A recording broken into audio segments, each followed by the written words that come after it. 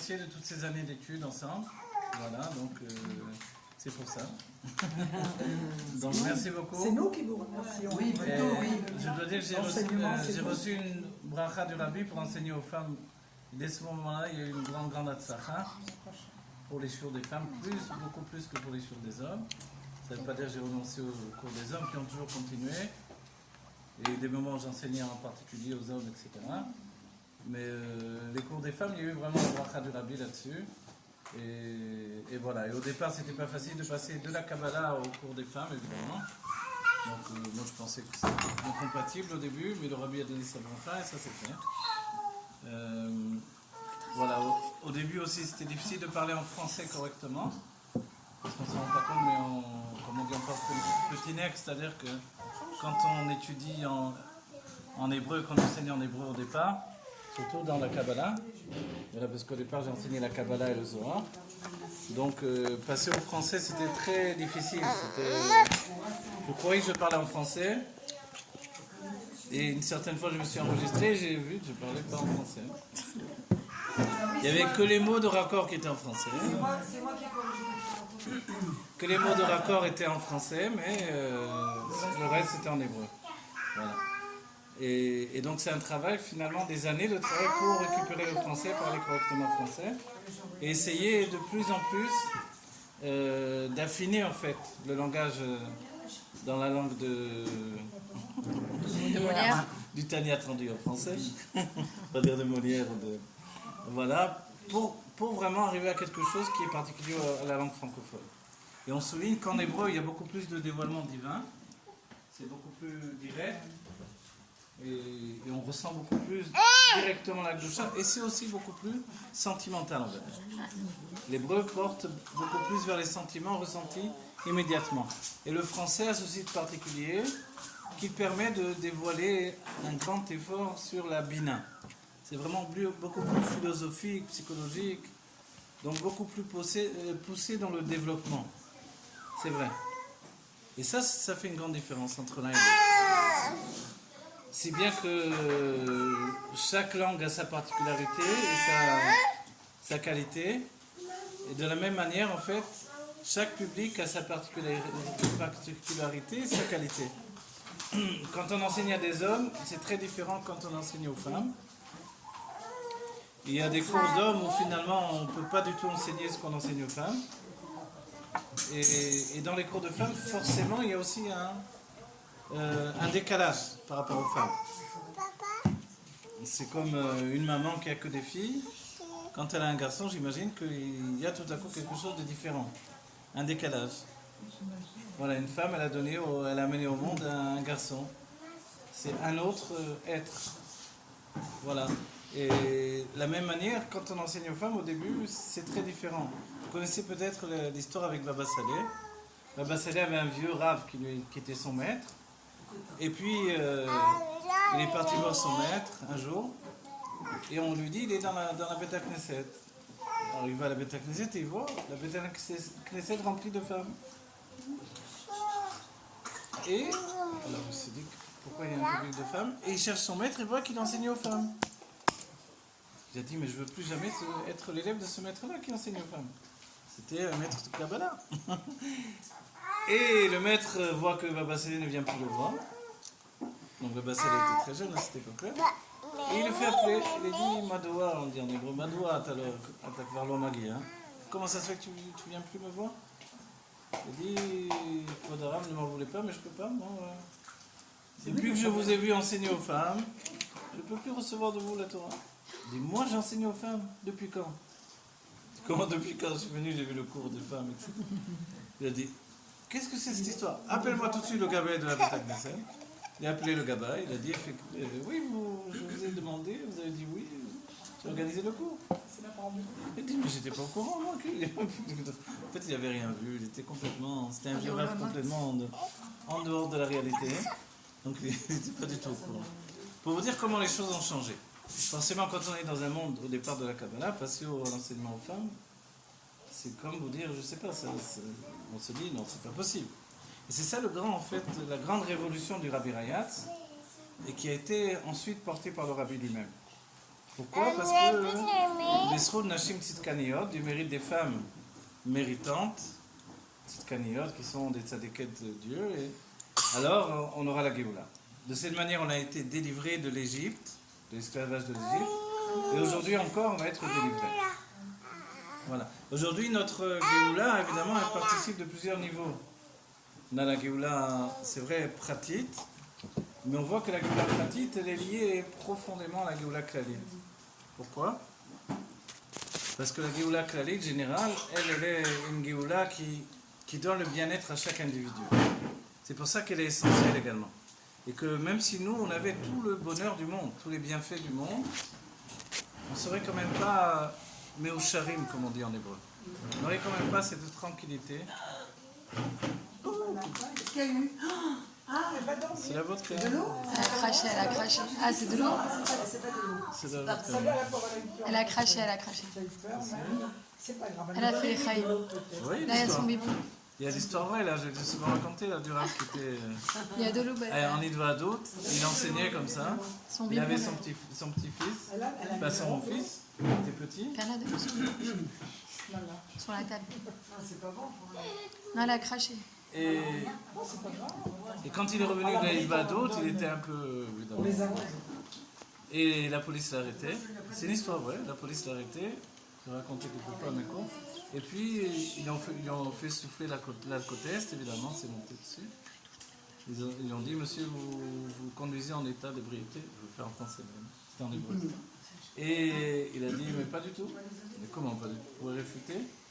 Il a dit, je vous dis que votre appareil ne marche pas. Comment, monsieur, vous pouvez dire que l'appareil ne marche pas? C'est un alcotest classique, ça marche bien sûr. Il a dit, je vous prouve que ça marche pas. Ils ont dit, prouvez-le. Prenez mon bébé, là, vous n'allez pas dire qu'il a vu lui aussi. Il a dit non, évidemment non. Alors allez-y, essayez-le sur lui. Ils ont essayé sur le bébé et ils ont vu C'était un que petit garçon, effectivement, donc l'alcotest, ils ont dit bon, désolé monsieur, on s'est trompé. Arrêté par les services sociaux. Non, même pas. Et Et enquête. Donc, voilà. Donc en fait, souvent il y a des erreurs. Grâce à ça, il y a des choses qui se font dans la vie, comme le Rav de Baba Saleh. Et nous, on doit savoir que la moindre petite chose qui nous arrive, c'est les voies du destin, et c'est très important pour nous faire évoluer, pour nous permettre d'évoluer, jusqu'aux nissionotes, aux épreuves que l'on a au quotidien, qu'aux épreuves également du peuple juif en entier, on va dire de manière générale. Et tout ça pour avancer vers le meilleur. Le meilleur, c'est souvent des forces cachées de l'âme qui ne se dévoilent que quand on est un petit peu harcelé de l'intérieur ou de l'extérieur. Voilà. Et ça, c'est important pour notre vie. Voilà. C'est important pour notre vie pour nous dire que, au bout du compte, non seulement un homme il est vado, il n'y a rien d'autre que Dieu, mais Dieu il est l'essence du bien. Comme il est l'essence du bien, il fait uniquement le bien.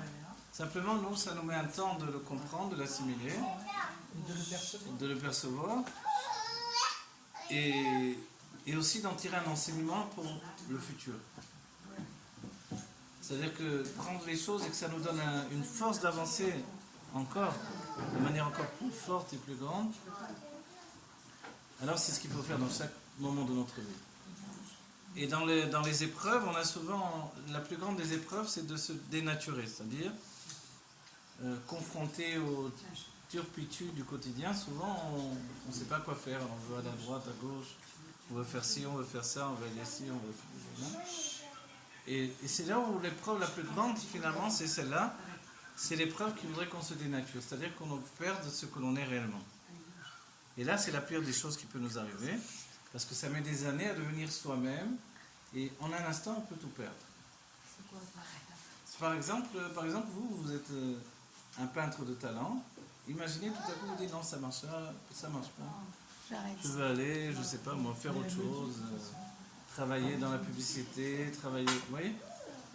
Et ça, c'est les moments dans la vie où on est harcelé par le quotidien, et puis on part à droite, à gauche, et c'est pour ça qu'il faut tenir bon. Il faut tenir ce que l'on a, ce que l'on possède, il faut le tenir avec soi. Moi, je me rappelle, parce que c'est important, on va dire pendant pratiquement 4-5 ans, j'avais plus touché mes pinceaux de peintre, malgré que j'avais reçu un grand prix international de peinture. Mais peu importait devant la réalité, le fait d'étudier la Torah faisait que j'étais tellement concentré là-dedans que surtout la Kabbalah demandait de s'investir totalement. Donc j'avais totalement arrêté de peindre. Jusqu'à ce que j'étudie une sikha du Rabbi sur l'Erlecha, qui est assez connue, où le Rabbi exprime que le fait de l'Erlecha, puisque la fin de Noah, on parle déjà de l'Avraham Avinu, donc on peut en parler, même si on revient sur le fait de Noah lui-même. L'Erlecha, c'est va pour toi. Et va pour toi, c'est là où le Rabbi nous dit que, vous savez, d'après le Zohar, le l'Erlecha, il vient du haut vers le bas. C'est-à-dire c'est l'âme qui est venue des mondes divins et qui s'est habillée dans la matière du corps, qui s'est habillée dans sa réalité. Mais le l'Erlecha va pour toi, c'est que je vais moi sur mon chemin personnel. Ce n'est pas le chemin de l'autre, c'est mon chemin à moi. Ce chemin qui m'appartient, alors il est particulier à ma personne. C'est bien que souvent je vous l'ai dit, Bishvili Nivra Olam. Pour moi le monde a été créé, mais en hébreu Bishvili, Shvil, c'est un chemin. Par mon chemin, le monde a été créé. C'est-à-dire que chacun ressent que par son chemin personnel, le monde a été créé, et ça c'est très important. Et c'est à tel point important que le Baal Shem Tov dira que si moi je prends sur moi le travail d'un autre qui n'est pas le mien, non seulement je ne peux pas réussir ce que l'autre peut réussir en ma place, mais en même temps je ne suis pas occupé à mon propre travail. Et compte tenu que je ne suis pas occupé à mon propre travail, en fait, alors en réalité, je ne peux ni faire mon travail à moi, ni faire le sien. On est en train de perdre notre temps. Et ça, c'est ce qu'il y a de pire. Et c'est pour ça que le Rabbi a dit que si Dieu vous donne des dons particuliers, vous devez les utiliser également dans le service de Dieu. Dieu ne les a pas donnés gratuitement, il les a donnés pour que on les utilise. Et ça, c'est très important. Voilà. Donc chacun, quel que soit notre don, même si c'est la couture, même si c'est parler, même si c'est encourager les autres, on sait combien aujourd'hui il est important d'encourager. Il y a une parole du Rabbi qui dit « Aïkar zéléoded ». L'important aujourd'hui, l'essentiel même, c'est d'encourager. Donc, on voit même que les Idvadouyot qui marchaient auparavant, on a vu la transformation. Moi, j'ai connu des Idvadouyot où vraiment les chassidim se brisaient entre eux. Et aujourd'hui, ça ne marche plus. Quand on tombe sur quelqu'un, on commence à le casser en public, etc. Soit ça finit en bagarre, soit la personne, elle ne revient plus jamais à une vadoute. Donc en fait, on voit que ça ne marche plus ce système-là. Parce que ce n'est plus le temps de dire les défauts des uns et des autres. C'est là où on retrouve notre paracha. Dans notre paracha, on dit que Noah, Tzadik Aya Bedorotav. Tzadik, il était Noah dans sa génération. Et c'est vrai que les sages ont analysé ça et en disant, on le voit déjà dans le Rashi, s'il était dans la génération de Avraham Avinu, il aurait paru insignifiant. Mais comme il était dans la génération où il n'y avait que des Rishaïm, alors forcément c'était un tzaddik. Mais en fait on voit que c'est pas exactement comme ça, ou c'est pas uniquement comme ça. Et pour nous on peut se dire que si le Rabbi aujourd'hui nous a dit que nous sommes tous des tzaddikim, ve'amer kulam tzaddikim, alors c'est que non seulement il nous voit comme ça comme des tzaddikim, non seulement nous avons le potentiel d'être des tzaddikim, même les tzaddikim du Tanya, ce qui n'est pas rien du tout, mais en vérité, profondément, nous sommes des tzadikim. Parce que nous sommes déjà dans les jours de Mashiach, et parce qu'il n'y a pas de raison. Il n'y a pas de raison finalement qui nous empêche de devenir nous-mêmes aujourd'hui. Et que quand nous avons choisi Torah et Mitzvot, nous avons choisi Torah et Mitzvot de notre plein gré, et ce fait-là uniquement désigne que nous sommes des tzadikim. Donc en fait, la vision du Rabbi sur notre génération, c'est parce que c'est vrai que dans une autre génération, comme Noah, peut-être qu'on n'aurait été pas des tzadikim. Mais dans notre génération, parce que c'est la génération du Mashiach, alors oui, nous sommes des tzadikim. Et ça c'est important, et ça on ne renonce pas à ce fait-là. Vous voyez ? Même si on nous dit, ah oui, mais on ne peut pas vous comparer aux autres. Mais il ne faut pas nous comparer aux autres. Parce que nous sommes différents. Inclassables, totalement en dehors des normes habituelles du judaïsme. Et ce juif de notre génération, comme il est totalement différent, il entraîne une nouvelle réalité, qui n'existait pas précédemment. Cette nouvelle réalité, c'est une réalité qui est une fusion entre le spirituel et le matériel.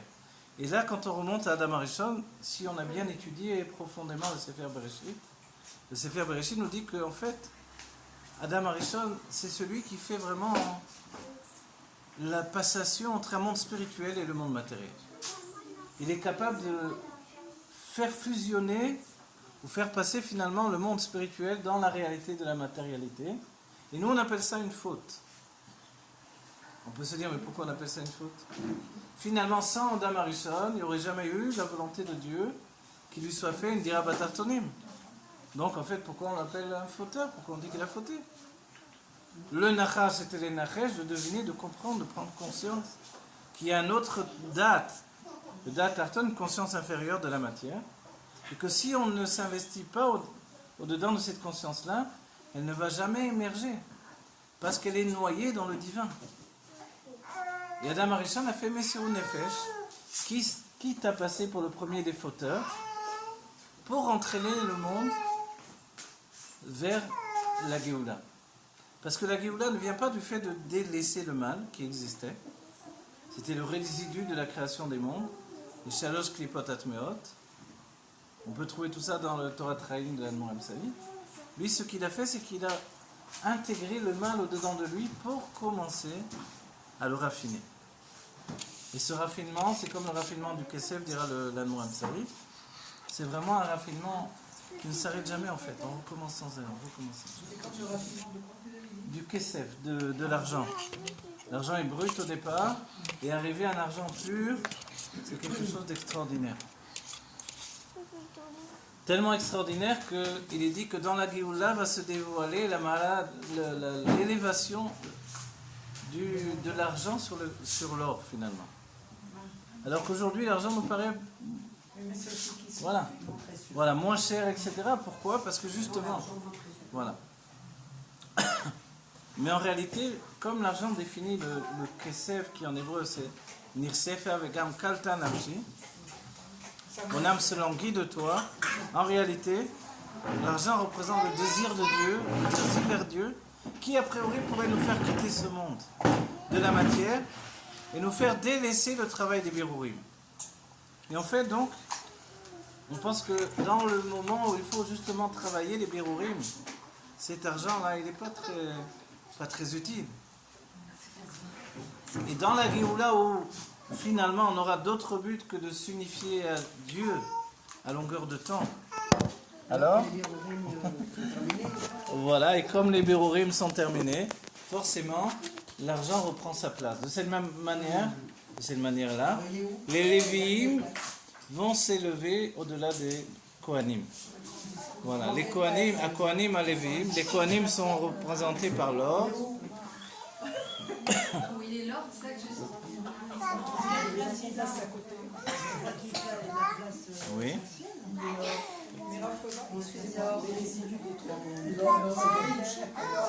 Non, justement, c'était la seule chose qui n'était pas de la Gdusha.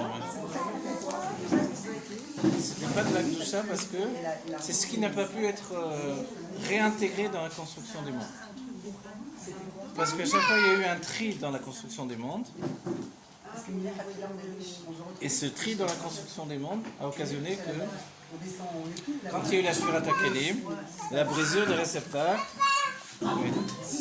Non, on ne peut pas voir ça. Je le verre, celui-là.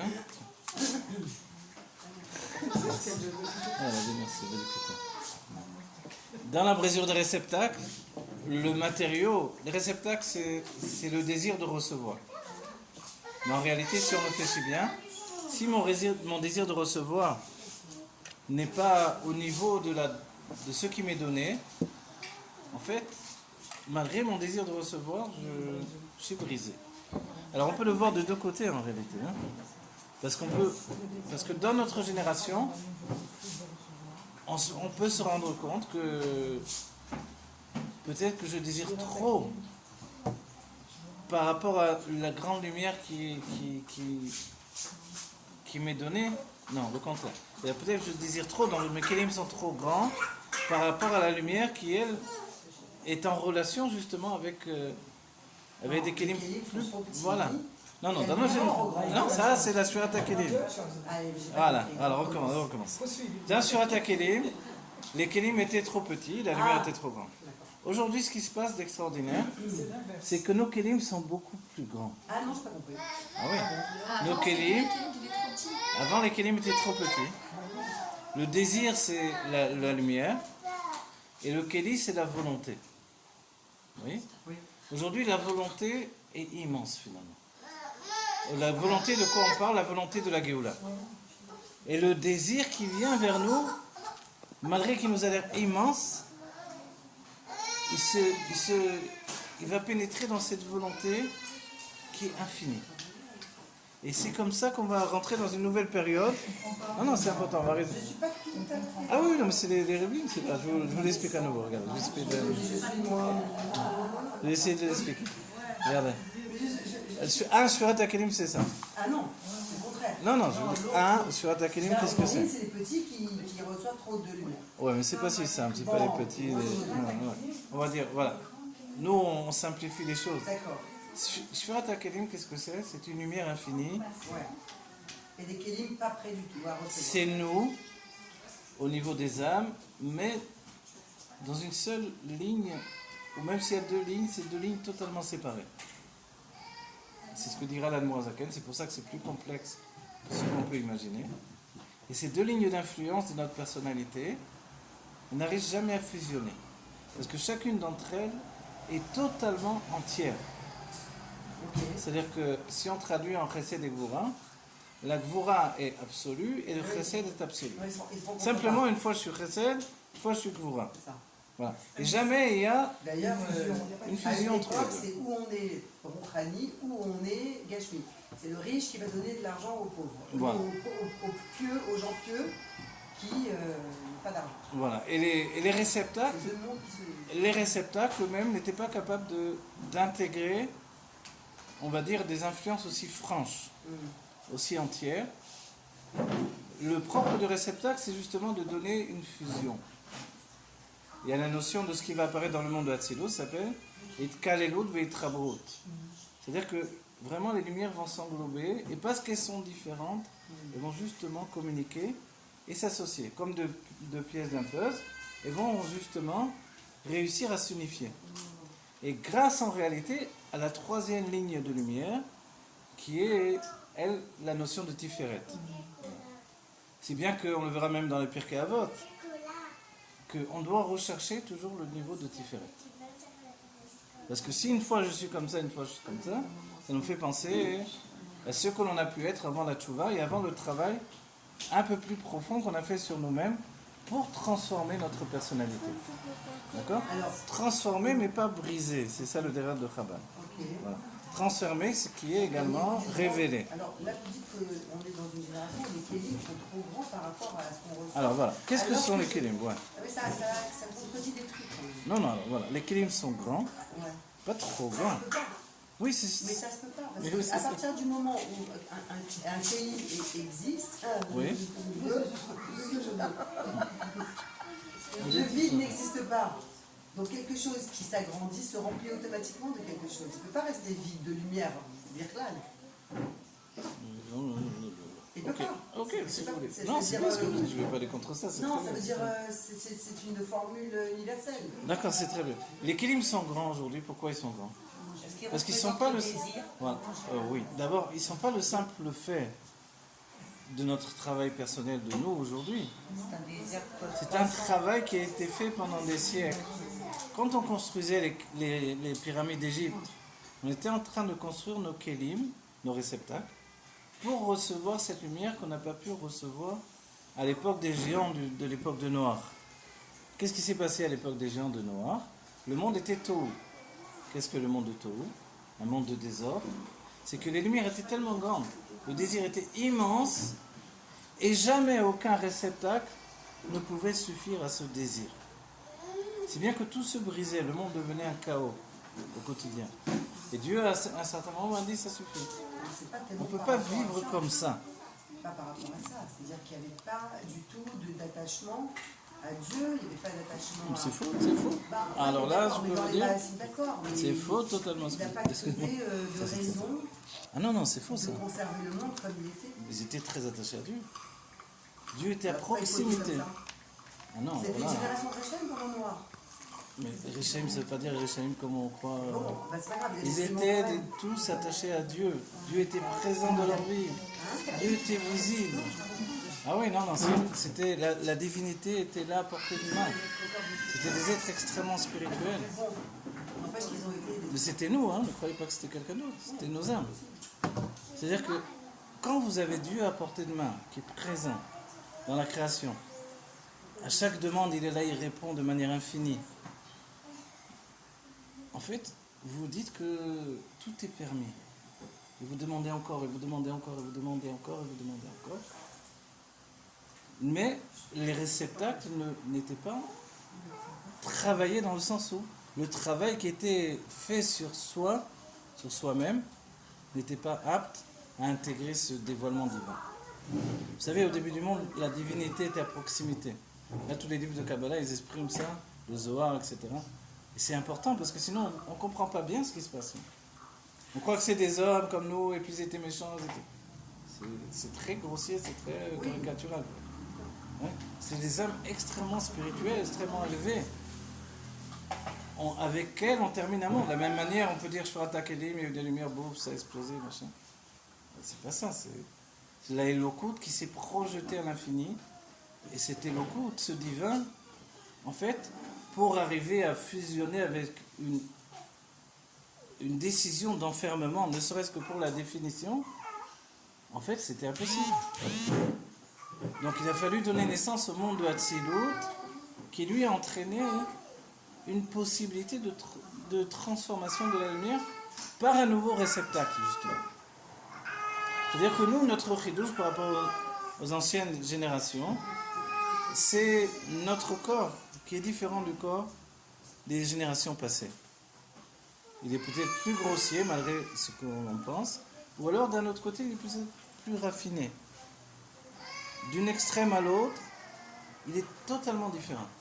Mais grâce à ça, il est capable d'assimiler des contradictions que les générations passées n'arrivaient pas à assimiler. Si on dit que le Kéli c'est la volonté, et que la volonté dans notre génération elle est immense, puisque vraiment ça s'est démocratisé dans tous les milieux juifs, quel que soit le milieu, que tout le monde veut le Mashiach, c'est nouveau, c'est depuis les dernières années. Même si on ne sait pas comment le vouloir, voilà. etc. Oui. Mais tout le monde le dit, vivement Mashiach, tout le monde le dit. Voilà, exactement, bravo. Alors ça veut dire qu'il y a un décalage entre la demande et le désir et la volonté, qui devrait d'ailleurs entraîner le Mashiach, parce que la volonté est tellement si grande qu'en vérité, il n'y a plus d'obstacles. Il n'y a plus d'obstacles, c'est ce que le rabbi mais a en dit. même temps, la frustration, elle est immense encore plus. Voilà, exactement, vous avez compris. Bravo. Parce qu'on ne l'a jamais autant désiré. Parce qu'on perçoit le plaisir divin est à proximité, il entraîne le désir, et le désir, lui, finalement, il donne naissance à la volonté. C'est-à-dire que, mais comme finalement ce plaisir n'arrive pas pour l'instant à rentrer totalement dans les réceptacles, même ça se peut pas. mais oui, c'est ce qui est. Vous savez ce qu'il a dit le rabbi? Et no mouvan, c'est pour ça que c'est au-delà de la logique. Et exactement. on a dépassé tous les. Même le rabbi. Mais c'est ce que le rabbi dit. Exactement. C'est ça ce que le rabbi dit. C'est-à-dire qu'on a dépassé. Le rabbi dit que tous les juifs ont déjà fait tchouva. Oui. Quand on dit qu'on a fait tchouva, ça veut dire qu'on a déjà les kelim pour recevoir la Géoula, c'est ça. Parce que dans les textes précédemment. Il doit commencer à vivre la Géoula, justement. Ah, ça c'est un autre plan. Mais pourquoi pour recevoir si on y est déjà? Recevoir, c'est-à-dire. Le problème, c'est que notre point de perspective, il me semble que le point de perspective, il est resté justement dans un point de séparation. Alors que ce qui nous est conseillé par les sages, c'est d'être déjà là-bas. Et si on est déjà là-bas, alors tout y est déjà. Voilà, mais si vous dites là-bas, c'est là où vous faites une séparation. Oui, par rapport à ce que. Voilà, c'est parce qu'on est obligé de parler. Voilà, c'est ça, les mots, ils sont. Les mots, ils sont insuffisants pour retranscrire vraiment ce que l'on voudrait. Voilà. En vérité, on s'aperçoit, c'est très important, que chacun a raison. Vous voyez? Ouais, c'est ça. Et là où je vous dis, c'est pas vrai, c'est parce que c'est vraiment important de savoir que les géants du début du monde, c'était pas des gros, je sais pas quoi, des lourdeaux qui connaissaient rien à l'Elokut, qui vivaient dans un gros certain. Non, c'est le pshat, ça. Oui, C'est le pshat des choses, évidemment. N'oubliez pas que... mais au début du cours, vous avez dit que Noir c'était le tzaddik de la génération qui aurait été Pachouk dans une autre C'est génération. un pirouche. Et il y a un deuxième pirouche qui dit non, il aurait été encore plus grand dans les autres générations. Ah, Voilà. ok. Et le rabbi qui rapporte les pirouchim, le rabbi nous donne à comprendre que Noah, lui, mais il a sauvé toutes les générations finalement. Ben oui. Vous vous rendez compte? C'est-à-dire que est-ce qu'il y a une épreuve plus grande que celle qu'a vécue Noah? Noah, l'épreuve qu'il a vécue, lui, c'est... Non, imaginez bien, regardez, nous on a vu notre rabbi, le rabbi Rayat, c'est le rabbi de l'époque de la Shoah, de l'époque des pogroms et de tout ce qu'il y a eu, et de Staline, etc. On se rend compte comment, ça dit que moi je suis gamin, comment un rabbi d'une époque comme ça a pu vivre, si on ramène le rabbi Rayat, comment le rabbi Rayat a pu supporter de vivre cette génération-là. Toutes les souffrances, il les a ressenties en lui. Comment comment il a pu tenir debout? Donc, comment Noah, à son époque, a été capable de passer d'une époque à une autre époque? Vous voulez combien de masques? Non, non. Shrana, mais ça va, on est bien dans le rigole. Ah oui, Non, ça va. Non, c'est bien. Bien sûr, vous avez- Non, non. Il faut un petit truc. Qui c'est qui veut? D'apprendre une... Moi, je lève le doigt. Très bien. Ah, ouais.